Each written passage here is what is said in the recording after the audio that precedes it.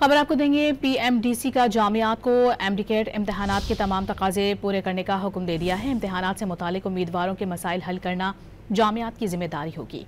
मज़ीद तफसीलात हासिल करेंगे डॉन न्यूज़ की नुमाइंदा रुखसाना खान से। जी रुखसाना, तफसीलात से आगाह कीजिएगा।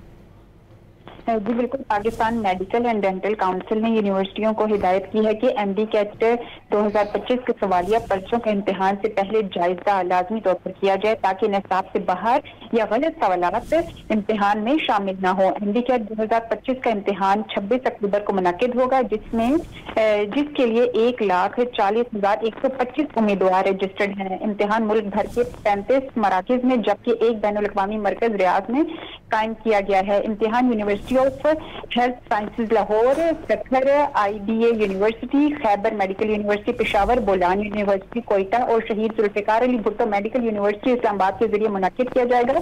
पीएमडीसी ने तमाम यूनिवर्सिटियों को इम्तिहानी पॉलिसी ढांचा और नेशनल आइटम बैंक तक रसाई फराहम कर दी है। काउंसिल ने हिदायत की है कि सवालिया पर्चों की राजदारी बरकरार रखी जाए।